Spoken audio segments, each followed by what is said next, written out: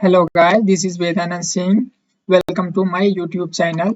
दोस्तों, हम ये हमारा छठा लेक्चर है, जिसमें से अभी तक जो हम लोग का प्राचीन इतिहास में सिंधु घाटी सभ्यता के अंदर पढ़े हैं। ठीक है, ये हम टॉपिक पढ़ रहे थे।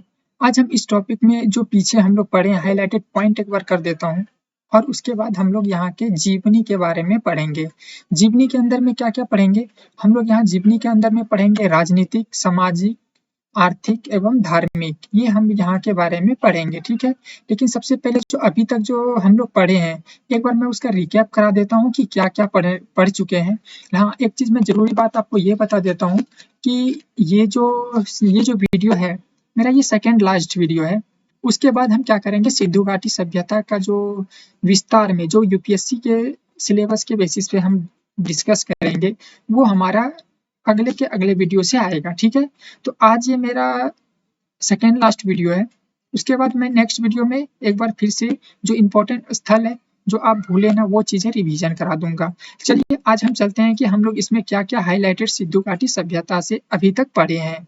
आप एक बार ध्यान से देखे होंगे फर्स्ट से अभी तक के लेसन, तो आपको पता चला होगा कि हम जो डिस्कस किए हैं, सिंधु घाटी सभ्यता का सबसे बड़ा स्थल जो था वो मोहनजोदड़ो था। ठीक है, उसके बाद सिंधु घाटी सभ्यता में घर ईंटों से निर्मित थे, ये हमें साक्ष्य मिलते हैं।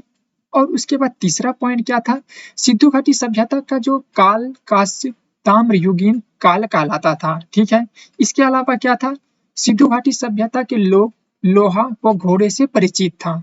ठीक है, ये सब चीजें आपको रिकॉल करा दे रहा हूँ, रिकैप। आप इसको ध्यान से देख सुन लीजिए, हो सके तो आप इसे नोट डाउन भी कर सकते हैं। ठीक है, उसके बाद फिर क्या है, सिंधु घाटी की लिपि ये भाव चित्रात्मक थी। ठीक है, अब नेक्स्ट हम जो है इसमें और हम क्या रिकैप किए थे, सिंधु घाटी की सभ्यता जो ये हमें नगरीय सभ्यता थी। ठीक है, अब यहाँ से मुझे नगरीय सभ्यता के भी प्रमाण मिलते हैं कि ये सिंधु घाटी सभ्यता यहाँ नगरीय सभ्यता थी। ठीक है, और उसमें नेक्स्ट में क्या है, नेक्स्ट में है सिंधु घाटी सभ्यता की सबसे बड़ी इमारत जो थी, मैंने बताया था लास्ट के लास्ट लेक्चर में कि वो विशाल अनागार थे। ठीक है, और सिंधु घाटी सभ्यता में सबसे ऊंची इमारत की अगर बात की जाए तो वो पुरोहित निवास थे। ठीक है, और उसके बाद नेक्स्ट में क्या थे कि सिंधु घाटी सभ्यता में मातृसत्तात्मक परिवार का प्रचलन था। मतलब इसमें मातृसत्तात्मक कहने का मतलब है यहाँ मातृ की पूजा की जाती थी, जिससे हमें कुछ साक्ष्य भी मिले थे। उसके बाद मोहनजोदड़ो में स्वास्तिक का भी चिन्ह मिला था, जो आज हम लोग यूज करते हैं। वो भी हमें प्राचीन स्वास्तिक, ये हमें प्राचीन भारत के सभ्यता से ही मिले हैं। ठीक है, इसके सबूत मिले हैं। और यहाँ से मोहरों का निर्माण जैसे सैल खड़ी की मिट्टी से भी किया जाता था। और मोहरों के निर्माण का केंद्र चंदूद्रो जो पाकिस्तान में था। उसके बाद फिर जो हमें एक लेटेस्ट पॉइंट इसमें और भी नेक्स्ट मिले थे, वो थे सर्वाधिक मोहरें मोहनजोदड़ो से प्राप्त हुई थी। ये सब चीजें मैंने पीछे बताया हुआ हूँ। उसके बाद क्या था, लास्ट में बता रहा हूँ, इसमें क्या थे एक चीज जैसे मुझे याद है, ये हड़प्पा सिविलाइजेशन में पशुपति बैल की सम्मान पूर्वक पूजा की जाती थी। ठीक है, तो ये तो हमारे पीछे क्लास के जितने भी हाईलाइटेड थे, ये आपको वन लाइनर क्वेश्चन है। और फिर आज जो हम लोग डिस्कस करेंगे, जैसे मैंने पहले भी बताया था, आज वहाँ के जीवन शैली के बारे में पढ़ेंगे। और जीवन शैली के बारे में क्या क्या पढ़ेंगे, जीवन शैली के बारे में जैसे मैंने बताया कि आपको राजनीतिक, सामाजिक और आर्थिक और धार्मिक के बारे में पढ़ेंगे। हम ये नोट्स हैंड रिटन नोट्स हैं। अब मैं आपको इसे हाईलाइटेड करके ही पढ़ाऊंगा, और इसमें जो ये आपको जो हम डिस्कस कर रहे हैं, इसके पहले मैं भी खुद पढ़ा हूँ। ठीक है, वही चीजें मैं आपको एक बार बता रहा हूँ। देखिए क्या है, सबसे पहले जो आपको सिंधु घाटी सभ्यता के यहाँ से अगर हम चलते हैं, तो हम इसका जो है ना, हम ये जानना चाहते हैं इनकी जीवन शैली थी कैसे, आखिर क्या थी। सबसे पहले देखिए ये क्या है कि मैं इसको सब अलग अलग कर देता हूँ। ये क्या थे, सामाजिक, आर्थिक और ये हमारे धार्मिक थे। ठीक है, अब देखिए, जहां तक कि हम बात करते हैं राजनीतिक की बात करते हैं। पहले राजनीतिक जीवन कैसे थे वहां के सिंधु घाटी सभ्यता के। जहां तक सिंधु घाटी सभ्यता की बात होती है, इसमें क्या है, इसमें जो है ना, स्त्रोतों के अभाव में क्या है, स्त्रोतों के अभाव में वास्तविक व्यवस्था के बारे में इस पर जानकारी नहीं है। जैसे मैंने बताया था पहले कि ये जो है ना ये प्राग ऐतिहासिक काल में इसमें मुझे लिखित में तो थे, लेकिन इससे मुझे पढ़ा नहीं जा सकता था। जैसे चित्रकला, मूर्तिकला सब थे, इससे मुझे कुछ जानकारी अभाव थे। उसके बाद इसमें जैसे बात है कि संभवतः इसमें ये माना गया है कि इसमें जो कि कुछ सबूत मिले हैं, पुरोहित के मिले हैं, ऊंचे इमारत वगैरह मिले हैं, तो ये मान के चलते हैं कि इसमें जो है ना संभवतः शासन जो था वो पुरोहित थे, या तो व्यापारी वर्ग के थे, या नगर प्रशासन के द्वारा संचालित होता था। ठीक है। अब ये एक पिगट नाम के हैं, इन्होंने क्या कहे कि मोहनजोदड़ो एवं हड़प्पा सभ्यता को जुड़वा राजधानी कहा गया है। उसके बाद के एक हंटर के हिसाब से इन्होंने क्या है, मोहनजोदड़ो के शासन में राजतंत्रात्मक की जगह जनतंत्रात्मक माना जाता है, क्योंकि यहाँ जो है ना राजतंत्रात्मक यहाँ कहने का मतलब है कि यहाँ कुछ ऐसे राजा के कुछ सबूत नहीं मिले हैं कि ये जो है ना कि यहाँ की राजा था। तो ये एक मान के चलते हैं कि यहाँ ये राजतंत्रात्मक नहीं थे, यहाँ ये एक जनतंत्रात्मक थी। ठीक है।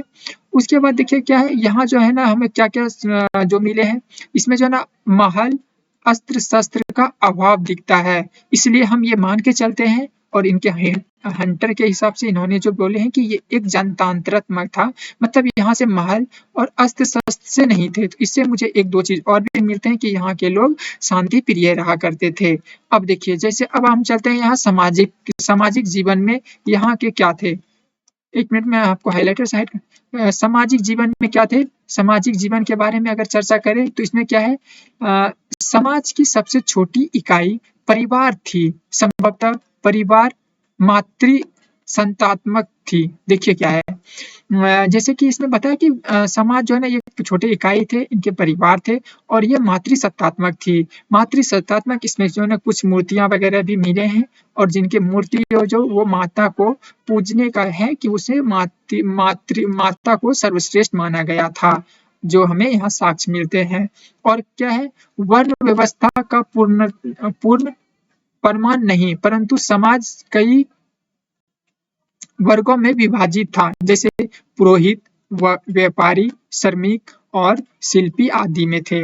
जैसे कि इसमें जो है ना हमें जैसे पीछे भी हम लोग डिस्कस किए थे कि ये जो समाज विभाजित थे, कुछ जो थे, और हमारे जो शहर थे वो हमारे शहर दो भागों में बटे हुए थे। सिर्फ एक जगह छोड़ के, जो गुजरात में, वो जगह छोड़ के दो भागों में थे। उसमें क्या होते थे, जो निचले भाग में थे उसमें श्रमिक लोग भी रहते थे, और जो अमीर लोग थे वो ऊंचे भाग पे रहते थे। देखिए अब फिर इसमें क्या है, सामाजिक जीवन में सभ्यता के लोग शांति प्रिय थे। जैसे मैं ये शुरू से ही डिस्कस करते हैं कि यहाँ कुछ अस्त्र शस्त्र हमें नहीं मिले थे, तो हम ये मान के चलते हैं कि वहाँ के लोग शांति प्रिय थे। और यहाँ के शाकाहारी और मांसाहारी दोनों थे।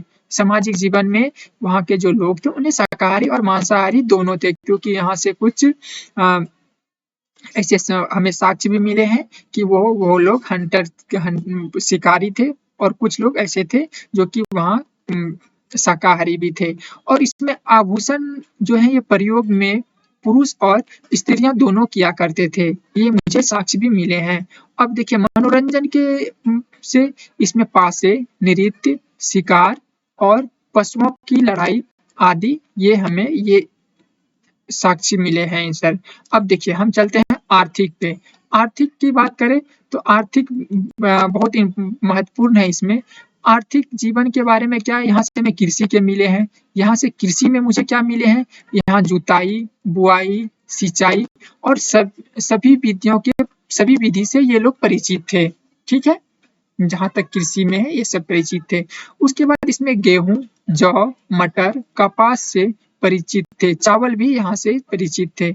उसके बाद फिर यहाँ गन्ना, रागी प्रमाण नहीं है। ठीक है।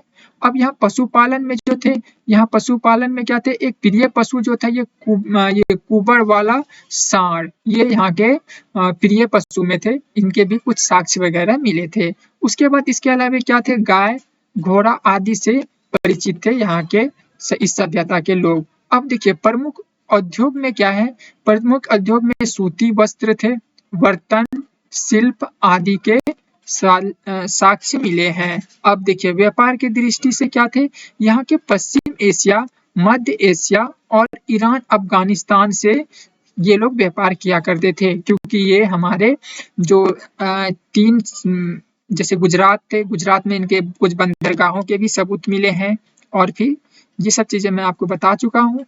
अब देखिए, और ये कि निर्यात के तौर पे जो हमें आयात निर्यात होते थे, निर्यात के तौर पे ये सूती वस्त्र और हाथी के दांत, लकड़ी, ये लोग निर्यात किया करते थे। और ये आयात जो करते थे सिंधु घाटी, ये चांदी जो है, ये आप ध्यान से रखिए, चांदी ये ईरान और अफगानिस्तान से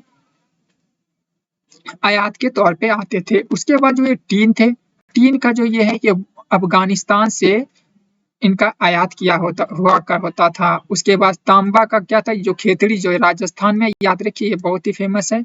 उसके बाद है लाजवर्द, ये जो मेसोपोटामिया से मिलते हैं। उसके बाद फिर ये सीसा जो ईरान से प्राप्त हुए हैं। उसके बाद एक है सोमद, जो ये सौराष्ट्र से प्राप्त हुए हैं। ये हमारे क्या थे, ये हमारे आर्थिक में थे। अब देखिए धार्मिक दृष्टि, अगर धार्मिक से देखें तो धार्मिक में क्या थे हमारे, धार्मिक में हमारे थे यहाँ, धार्मिक में हमारे यहाँ कौन कौन से प्रमुख आ रहे थे, कि जैसे देखिए एक लौकिक सभ्यता पर धर्म वर्चस्वशाली नहीं, ठीक है। अब देखिए यहाँ क्या, एक ये कहने का मतलब है, यहाँ जो थे मंदिर का प्रमाण यहाँ पर नहीं मिलते हैं, लेकिन यहाँ देखिए मातृ देवी की पूजा हमें मोहनजोदड़ो से कुछ साक्ष्य मिले हैं। और यहाँ से उर्वरता देवी की पूजा जो हड़प्पा सिविलाइजेशन, हड़प्पा से मिले हैं, हड़प्पा जो पाकिस्तान में है, हमें वहां से मिले हैं।